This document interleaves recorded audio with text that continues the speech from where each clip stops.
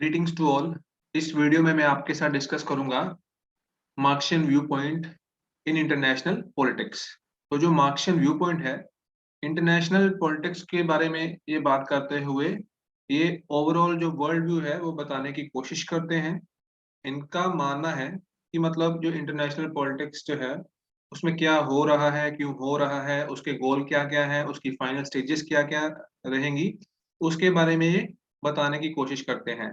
जो Karl Marx है और उनके जो फॉलोअर्स हैं मार्क्सियन थियरी में, मतलब वो बताया गया है कि एक तरीके से जो क्लास स्ट्रगल जो है वो हमें देखने को मिलता है between ruling class and ruled class, between capitalist class and proletariat class, between rich and poor class and haves and have nots. तो एक तरीके से जो जिस तरीके से ये नेशनल पॉलिटिक्स को एक्सप्लेन करते हैं कि ये स्ट्रगल जो है वो हमें देखने को मिलता है, और जो स्ट्रगल है वो क्यों होता है, in order to fulfil their own interest.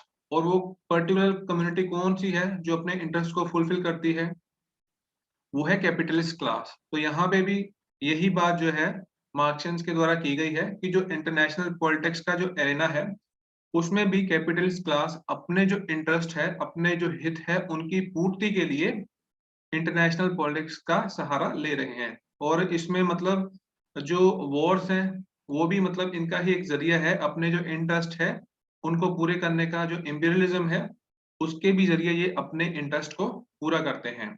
तो कार्ल मार्क्स और उनके फॉलोअर्स जो हैं वो बोलते हैं कि सोशलिज्म जब स्थापित होगा, जब एस्टेब्लिश होगा, तो तभी इनको पूरी तरह से कंट्रोल जो है वो किया जा सकता है। और ये सब करने के लिए जो प्रोलिटेरिएट क्लास है यानी कि मजदूर वर्ग जो है, डाउन प्रोडक्ट्स, उनको इकट्ठे आना पड़ेगा। और इकट्ठे आके उनको जो कैपिटलिज्म है इसको ओवरथ्रो ओवरथ्रो करना पड़ेगा। और जो भी मतलब एक्सप्लोटेशन जो हो रहा है आम वर्ग का, मतलब जो वॉर है, इंपीरियलिज्म है, इनइक्वालिटी जो है, ये एक तरीके से टूल्स की तरह इस्तेमाल किए जाते हैं कैपिटलिस्ट क्लास के द्वारा। जो कार्ल मार्क्स ने थ्योरेटिकल बताया था, जो बातें बताई थी, उनका फर्स्ट टाइम प्रैक्टिकल शेप जो थी वो दी थी व्लादिमीर लेनिन ने। तो लेनिन हमें पता है रशिया की तरफ से देखने को मिलते हैं, उनकी तरफ से हमें सोशलिस्ट जो कंट्री है फर्स्ट टाइम स्टेब्लिश करते हुए देखने को मिलती है। तो वहां पे हमें पहले देखने को मिलता है कि जार रजीम था। तो दो जो जार रजीम था उसको जो लेनिन थे इन्होंने जड़ से उखाड़ दिया था। और उसके बाद वहां पर जो सोशलिस्ट स्टेट है वहां पे स्टेब्लिश होती है। और उसके बाद अगर इंटरनेशनली देखा जाए तो चाइना में माओ जेडोंग ने एक सोशलिस्ट जो कंट्री है वो स्टेब्लिश की थी। तो मार्क्सियन जो व्यू पॉइंट है, एक तो थ्योरेटिकल व्यू पॉइंट जो है इनकी तरफ से बताया गया है, जहां पे रिच एंड पुअर का जो स्ट्रगल है कंटिन्यूसली देखने को मिलता है। और क्योंकि यहाँ पर अपने इंटरेस्ट के जो इंटरेस्ट है उनको पूरा करने के लिए ये स्ट्रगल है, मतलब चाहे नेशनल हो या इंटरनेशनल पॉलिटिक्स हो, अपने पर्सनल जो इंटरेस्ट होते हैं उनकी पूर्ति के लिए ये सारी एफर्ट जो है, टसल जो है, वो देखने को मिलती है। तो एक तरीके से बोल सकते हैं कि स्टेट लेवल पे तो इंडिविजुअल्स अपने इंटरेस्ट पूरे करते हैं, और जब इंटरनेशनल लेवल पे हमें ये चीज देखने को मिलती है तो वहां पर जो कैपिटलिस्ट कंट्रीज जो हैं, यानी कि अमीर देश जो हैं, वो अपने इंटरेस्ट पूरे करने की कोशिश करते हैं। और दूसरी तरफ देश देखने को मिलते हैं जहां पर कॉलोनियलिज्म जो था स्थापित हुआ पड़ा था, यानी कि एशियन कंट्रीज, अफ्रीकन कंट्रीज। तो इनको मतलब प्रोलिटेरिएट की तरह रिप्रेजेंट किया गया है इंटरनेशनल पॉलिटिक्स में। तो जो इंटरनेशनल पॉलिटिक्स है, अगर हम इसको एक्सप्लेन करने की कोशिश करते हैं according to Marxian view point, तो ये बताने की कोशिश करते हैं कि यहाँ पर हमें देखने को मिलता है कि जो स्ट्रगल है for for fulfilling interest between rich and poor, और जहां पर रिच जो है अपनी मोनोपोली एक बना के बैठे होते हैं, जैसे नेशनल लेवल पे ये चीज देखने को मिलती है, वैसे ही जो इंटरनेशनल लेवल है, इंटरनेशनल पॉलिटिक्स है, वहां पे भी यही चीज हमें देखने को मिलती है। तो जो स्ट्रगल है between rich and poor continuously देखने को मिलता है। मगर यहाँ पे ये एक बात और क्लियर करते हैं कि ये चीज तो कंफर्म्ड है कि जो सोशलिज्म है वो एस्टेब्लिश होगा, और ये जो सोशलिज्म है ये एस्टेब्लिश होगा through poor class, through exploited class. और उनको मतलब इसके लिए आगे आना पड़ेगा। जो वर्कर्स हैं उनका रेवोल्यूशन देखने को मिलेगा, और जो रेवोल्यूशन है वो एक जरिया बनेगा सोशलिज्म को एस्टेब्लिश करने के लिए। मगर उसके लिए क्या करना पड़ेगा, जो सोशलिस्ट सारी कम्युनिटीज हैं, जो देश है, उनको इकट्ठे आना पड़ेगा, और एक एक देश में जो पहले सोशलिज्म आएगा और उसके बाद ग्लोबल लेवल पे ये हमें देखने को मिलेगा। तो एक तरीके से जो सोशलिस्ट ब्रदरहुड हमें देखने को मिलेगा। उसके बाद मार्क्सिस्ट बात करते हैं philosophical foundation of Marxian approach की। तो इसमें वो बात करते हैं material condition as a determinant, यानी कि जो मटेरियल फैक्टर है वो मतलब इंटरनेशनल पॉलिटिक्स में भी देखने को मिलता है, जैसे कि हमें नेशनल पॉलिटिक्स में देखने को मिलता है। यानी कि जो मटेरियल होता है उसका रोल मतलब बहुत रहता है। जैसे मतलब नेशनल लेवल पे जो कैपिटलिज्म एस्टेब्लिश होता है तो वहां पे सबसे डोमिनेंट फैक्टर जो है वो मटेरियल था। ऐसे ही इंटरनेशनल पॉलिटिक्स में भी मटेरियल फैक्टर का रोल जो है वो हमें देखने को मिलता है। तो मतलब एवोल्यूशन ऑफ मटेरियल प्रोडक्शन के साथ साथ जो इंटरनेशनल पॉलिटिक्स जो है वहां पर कैपिटलिस्ट क्लास की जो डोमिनेंस है वो देखने को मिलती है। देन सेकंड पॉइंट में बताते हैं कि जो क्लास स्ट्रगल है रिच एंड पुअर के बीच में कंटिन्यूसली देखने को मिलता है, और ये चीज मतलब नेशनल लेवल पे भी देखने को मिलती है जब कैपिटलिस्ट जो है अपना होल्ड बनाने की कोशिश करते हैं। और ये मतलब दो वर्गों के बीच में देखने को मिलता है क्लास स्ट्रगल, जो वर्ग संघर्ष है अमीर और गरीब, साधारण शब्दों में अगर बात की जाए। तो यहाँ पर हमें देखने को मिलता है कि जो पावरफुल कम्युनिटी है यानी कि कैपिटलिस्ट क्लास है, वर्जुआ क्लास है, अपनी मोनोपोली जो है वो स्टेब्लिश करने की पूरी कोशिश करते हैं, और उसके लिए मतलब कंटिन्यूसली जो एफर्ट्स है वो कैपिटलिस्ट कंट्रीज की तरफ से हमें देखने को मिलती हैं। और साथ में आगे बात की गई है कि जो पुअर कंट्री हैं उनको मतलब अलग अलग नाम से यहाँ पे उनको बताया गया है। जैसे कि थर्ड वर्ल्ड कंट्री, उनके लिए शब्द इस्तेमाल किया गया है। साउथ साउथ कोऑपरेशन जो है, नॉन नैम जो कंट्रीज हैं उनको एक तरीके से एक्सप्लोइटेड कंट्री जो है बोला गया है। थर्ड पॉइंट जो है वो बताता है कि imperialistic exploitation in international regime. तो जो थर्ड वर्ल्ड कंट्रीज जो हैं वहां पर इंटरनेशनल रिलेशन जो है अभी जो स्थापित हुए पड़े हैं, वहां पे जो इंपीरियलिस्ट कंट्री हैं वो जो है एक्सप्लॉइट कर रही हैं। और यहाँ पे मतलब एक तरीके से उन्होंने आपस में तो बैलेंस ऑफ पावर जो है वो क्रिएट किया हुआ है, यानी कि जो उनका है आपस में शक्तियों के बीच एक संतुलन बना के रखा हुआ है, और वो उनके जो अपने हित है उनकी पूर्ति के लिए है। यानी कि अंतरराष्ट्रीय स्तर पे अपनी जो डोमिनेंट मोनोपोली जो है उसको मतलब मेंटेन रखा हुआ है उन्होंने, और ये एक तरीके से उनका जरिया है। मगर ओवरऑल अगर देखा जाए तो आम वर्ग जो है, आम जो देश है या मतलब एक्सप्लोइटेड कंट्री जो है, उनके ऊपर मोनोपोली जो है वो उनकी कंटिन्यूसली लगातार देखने को मिलती है। तो ऐसी सिचुएशन में जो जिनको मतलब अपने कंट्रोल में रखा गया है प्रोलिटेरिएट जो स्टेट्स जो हैं, वहां पे धीरे धीरे क्या होगा कि जो आम लोग होंगे वो रेवोल्यूशन का जो है सहारा रास्ता जो है वो चूज करेंगे। तो उसके बाद जो है हमें देखने को मिलेगा रोल ऑफ सोशलिस्टिक स्टेट। तो जो सोशलिस्ट कंट्री भी हमें देखने को मिलेंगी इस एरिना में। कुछ देशों में जो है सोशलिज्म ऑलरेडी एस्टेब्लिश हो चुका होगा, तो उनका जो रोल है वो डेफिनेटली बहुत ही मतलब एक अच्छे स्तर पे देखने को मिलेगा। So they have got rid of their exploitation at the hands of bourgeois, और उनको मतलब जो कैपिटल क्लास है, बर्जुआ क्लास जो है उससे अ, जो कामयाबी उनसे निकलने में मिल चुकी है, यानी कि उनसे वो आजाद हो चुके हैं।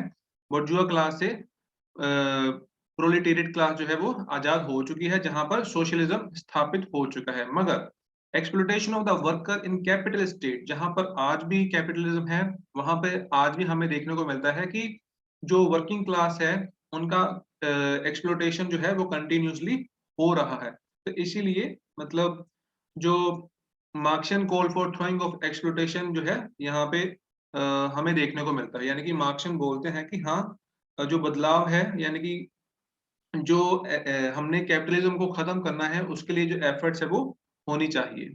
नेक्स्ट पॉइंट है new colonialism as a new reality. तो जो कॉलोनियल कंट्री जो है अर्लियन टाइम पीरियड में कैपिटलिस्ट कंट्री जो हमें देखने को मिलती है, अब वो डायरेक्टली तो वो रूल कर नहीं सकते, इसीलिए वो अब कॉलोनियलिज्म का तो सहारा नहीं लेते, बट अब वो न्यू कॉलोनियलिज्म का सहारा लेते हुए हमारे सामने जो है वो देखने को मिलते हैं और मतलब देशों को अलग-अलग तरीके से कंट्रोल करने की कोशिश करते हैं। मेनली कंट्रोल किनको किया जा रहा है?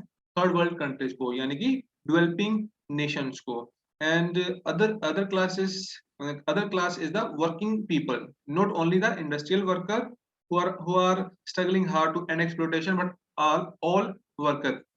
तो सिर्फ ये मतलब इंडस्ट्रियलिस्ट जो वर्कर हैं उनको इंक्लूड नहीं करते, बट हर तरह के जो वर्कर हैं उनको ये प्रोलेटेरिएट क्लास में इंक्लूड करते हैं। So working people of all countries are uniting in accordance with the goal given by the communist manifesto. तो जैसा कम्युनिस्ट जो मैनिफेस्टो में बात की गई है कि जो वर्किंग क्लास है उनको इकट्ठा आना पड़ेगा और इकट्ठे आके वो अपने जो हित हैं उनकी बात अंतर्राष्ट्रीय स्तर पे रख सकते हैं। एक तरीके से जो कैपिटलिस्ट कंट्री है वहां पे जो कैपिटलिस्ट कम्युनिटी का जो कंट्रोल है, होल्ड है, उसको वो कंट्रोल कर सकते हैं। उसके लिए ये जरूरी है कि अंतर्राष्ट्रीय स्तर पे सारे जो मजदूर वर्ग हैं वो इकट्ठे आए। एंड देन उसके बाद हमें देखने को मिलते हैं features of Marxian view point in international politics. तो सबसे पहले वो बात करते हैं प्रोलिटेरियन इंटरनेशनलिज्म, यानी कि किस तरीके का अंतरराष्ट्रवाद की बात जो है मार्क्सिज्म के द्वारा की गई है। तो ये बात करते हैं कि जो मार्क्सियन व्यू पॉइंट है इंटरनेशनल पॉलिटिक्स में, ये किसके ऊपर बेस्ड है? कंसेप्ट ऑफ प्रोलिटेरियन इंटरनेशनलिज्म, यानी कि कैपिटलिस्ट का इंटरनेशनलिज्म नहीं चाहिए, आम लोग जो होते हैं मजदूर वर्ग, उनके द्वारा जो अंतरराष्ट्रीय स्तर पे जो सिस्टम है स्टेब्लिश किया जाएगा। और यहाँ पर देखने को मिलेगा concept of unity of the working class, यानी कि यूनिटी किनकी होगी? जो वर्किंग क्लास होगी, वो सारे इकट्ठे जो है वो काम करते हुए हमें देखने को मिलेंगे। जब मजदूर वर्ग, आम लोग जो है वो इकट्ठे करेंगे काम अंतरराष्ट्रीय स्तर पे, तो एक तरीके से इनके द्वारा एक इंटरनेशनल सोशलिस्ट सोशलिस्ट ऑर्डर जो है वो स्थापित किया जाएगा, यानी कि अंतरराष्ट्रीय स्तर पे जो सोशलिज्म है उसको एस्टेब्लिश किया जाएगा। तो जो प्रोलिटेरियन इंटरनेशनलिज्म है उसमें मतलब कौन-कौन से कैरेक्टरिस्टिक्स होंगी? World of proletariat has a common interest, जो मजदूर वर्ग होंगे उनका जो इंटरेस्ट होंगे अंतरराष्ट्रीय स्तर पे एक समान होगा। और क्योंकि जो मजदूर वर्ग होते हैं उनकी कोई कंट्री नहीं होती, तो एक तरीके से उन सभी की कोशिश क्या होगी कि अंतरराष्ट्रीय स्तर पे पॉलिटिकल सुप्रीमेसी जो होती है उसको स्थापित करें। एंड देन यूनाइटेड एक्शन होगा प्रोलेटेरिएट क्लास की तरफ से। एक तरीके से इनके लिए कंडीशन है कि अगर ये आजादी चाहते हैं, स्वतंत्रता चाहते हैं कैपिटलिस्ट क्लास से, तो इनको फिर मतलब यूनाइट तो होना ही पड़ेगा। And then exploitation of one individual by another, जो मतलब यहाँ पे बताया गया है कि जैसे एक स्टेट लेवल पे इंडिविजुअल जो है दूसरे इंडिविजुअल का शोषण करता है, और इंटरनेशनल लेवल पे देखने को मिलता है कि एक स्टेट जो है दूसरी स्टेट का एक्सप्लॉइटेशन करती है, यानी कि कैपिटलिस्ट जो स्टेट है नॉन कैपिटलिस्ट स्टेट का एक्सप्लॉइटेशन जो है वो करती है। देन एंटी इंपीरियलिज्म, तो एंटी इंपीरियलिज्म मतलब इनकी एफर्ट जो है वो देखने को मिलती है, यानी कि एक तरीके से जो इंपीरियलिज्म जो है उसके अगेंस्ट इनकी बगावत है। और इनका मानना है कि जो कैपिटलिज्म है एक तरीके से अपनी पीक पे, अपनी फाइनल स्टेज पे पहुंच चुका है, जहां पर हमें देखने को मिलता है इंपीरियलिज्म। और यानी कि जैसे वॉर हो गया, मिलिट्री हो गई, आर्म्ड कॉन्फ्लिक्ट वगैरह हो गए, ये सारे ना मतलब साधन है, जरिए हैं अपने इंटरेस्ट को पूरा करने के लिए, या अपनी जो पोजीशन है उसको मेंटेन करने के लिए कैपिटलिस्ट जो है वो अलग-अलग जरिए जो है वो इस्तेमाल करते हैं। So contemporary era of international relations shows that कि जो मतलब प्रेजेंट एरा है कैपिटलिज्म वाला, वहां पे क्या हमें देखने को मिलता है कि जो कैपिटलिज्म है they have become international and monopolistic, यानी कि कैपिटलिस्ट क्लास जो है आज के समय में हमें देखने को मिलती है कि वो अंतरराष्ट्रीय स्तर पे काम कर रहे हैं, और एक तरीके से उनकी जो डोमिनेंस है, मोनोपोली जो है वो अंतरराष्ट्रीय स्तर पे हमें देखने को मिलती है।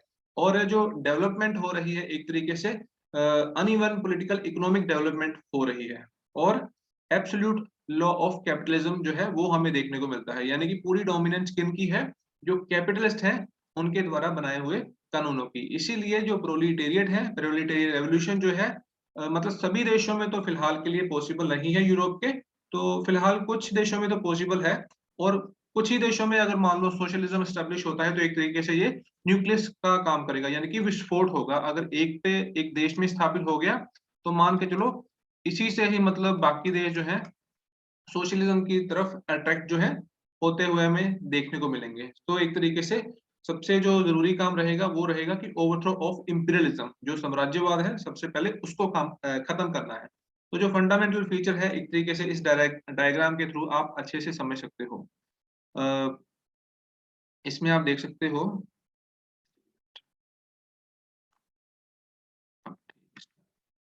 तो इसमें बताया गया है कि जैसे कि वर्ल्ड सोशलिज्म यानी कि अंतरराष्ट्रीय स्तर पे सोशलिज्म को स्थापित करना, और एंटी इंपीरियलिज्म जो है एक्टिविटीज इनकी तरफ से होगी, एंड पीसफुल को एग्जिस्टेंस जो है, जो सोशलिस्ट हैं प्रोलेटेरिएट हैं ये बना के रखेंगे। एंड देन एंटी कैपिटलिज्म जो है इनकी तरफ से एक्टिविटीज होंगी, एंड सेल्फ डिटर्मिनेशन यानी कि अपने आप में एक विश्वास जो है वो कंटिन्यूसली बना के रखेंगे कि हाँ हमने सोशलिज्म इंटरनेशनल लेवल पे स्टेब्लिश करना है। एंड देन प्रोलिटेरिएट प्रोलिटेरियन इंटरनेशनलिज्म हमें देखने को मिलेगा, यानी कि जो कैपिटलिज्म वाला इंटरनेशनलिज्म है ये उसको फेवर नहीं करते। जो मजदूर वर्ग होगा वो अपना एक इंटरनेशनलिज्म स्टैब्लिश करके दिखाएगा। नेक्स्ट यहाँ पे है कि सेल्फ डिटर्मिनेशन, ये उसकी कैरेक्टरिस्टिक्स ही हैं। तो जो सेल्फ डिटर्मिनेशन मैंने आपको बताया कि अपने ऊपर विश्वास जो है वो बहुत जरूरी होता है, क्योंकि अपने ऊपर विश्वास होगा तो तभी सारे जो मजदूर वर्ग है अपने आप को यूनाइट कर सकते हैं। ये साथ ही साथ एडवोकेट करते हैं कि जो सारे नेशंस हैं, all nations world of the world must be free to determine their political destiny. हर कोई जो देश है, हर कोई राष्ट्र आजाद है अपनी पॉलिटिकल डेस्टिनी लिखने के लिए। और जो कॉलोनियल सिस्टम है मतलब इसका खत्म होना तो वो निश्चित ही है, एक दिन वो खत्म होके ही रहेगा। देन आगे ये बात करते हैं कि जो एग्जिस्टेंस जो रहेगा, को एग्जिस्टेंस वो शांतिमय तरीके से रहेगा। तो मार्क्सिस्ट इस चीज को एडवोकेट करते हैं कि जो सारे नेशंस हैं उनको मतलब दे मस्ट लिव पीसफुली, सभी को मतलब शांतिमय तरीके से पहले अपने आप को अपना जो वजूद है वो बना के रखना पड़ेगा। और उसके बाद मतलब ये बोलते हैं कि जो प्रोलिटेरियन होंगे, प्रोलिटेरियन का एक रेवोल्यूशन होगा, और एक तरीके से it would be victorious first in several countries. शुरुआत में तो कुछ देशों में जीत होगी और सोशलिज्म स्टैब्लिश होगा। हो सकता है शुरुआती दौर में सिर्फ एक ही देश में सोशलिज्म स्टैब्लिश हो, or it has to survive capitalistic encirclement by relying on anti-imperialistic contradictions। तो मतलब कैपिटलिस्ट सिस्टम जो है वो होने के बावजूद भी इनको मतलब कंटिन्यूसली अपने ऊपर एक विश्वास जो है बना के रखना पड़ेगा, और अपने वजूद के साथ ही आगे बढ़ना पड़ेगा। So best way to achieve this is to try to work at the relations of peaceful coexistence between the socialist state and at least some if not all the capitalist state. तो यानी कि मतलब यही कोशिश रहेगी कि मतलब शांतिमय तरीके से आगे बढ़ने की कोशिश रहेगी, और धीरे धीरे मतलब अपने जो गोल्स होंगे वो पूरे करने की तरफ इनकी जो कोशिश जो है, एफर्ट जो है वो कंटिन्यूसली चलती रहनी चाहिए। मगर साथ ही साथ ये भी बताते हैं कि जो पीसफुल को एग्जिस्टेंस की बात की जा रही है उसका कहीं पे भी मतलब ये नहीं है कि जो सोशलिज्म है वो मतलब लिमिटेड हो जाएगा और जो टारगेट्स है वो अचीव ना हो पाएंगे। मतलब ये बोलते हैं कि capitalism and imperialism will continue to prevail and shall never be overthrown, क्योंकि इसको मतलब पूरी तरह खत्म करना है।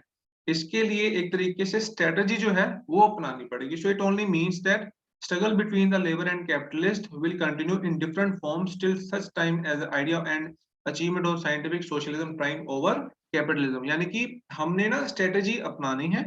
हो सकता है शुरुआती दौर में हमें कहीं पे हल्का भी रहना पड़े, को एग्जिस्टेंस जो है उसका भी सहारा लेना पड़े, मतलब पीसफुल मीन्स का सहारा भी हो सकता है लेना पड़े। तो लेंगे, शुरुआती दौर में लेंगे, क्योंकि जो कार्ल मार्क्स है उन्होंने बताया है साइंटिफिक सोशलिज्म। तो जो साइंटिफिक सोशलिज्म एकदम तो आएगा नहीं, it will take some time. तो उस दौरान हमने मतलब हो सकता है कि पीसफुल मीन्स जो है उनका भी सहारा लेके आगे बढ़ने की जरूरत हो सकती है। सो मार्क्सियन जो अप्रोच है इंटरनेशनल रिलेशंस में, ये बेस्ड है कंसेप्ट ऑफ प्रोलिटेरिएट इंटरनेशनलिज्म, यानी कि जो इंटरनेशनलिज्म स्थापित होगा वो प्रोलिटेरिएट के द्वारा होगा। एंटी इंपीरियलिज्म एक्टिविटीज जो है वो देखने को मिलेंगी, अपने ऊपर विश्वास जो है, पीसफुल को एग्जिस्टेंस जो है उसमें विश्वास रहेगा। साथ साथ ये बिलीव करते हैं कि march of international relation toward the logical end destined conclusive end of capitalism imperialism. या फिर ये बोलते हैं कि विदरिंग अवे ऑफ स्टेट, यानी कि जो सोशलिज्म है मार्क्सिज्म का, वो ये बोलता है कि क्लासलेस सोसाइटी जो है वो स्टेब्लिश होगी।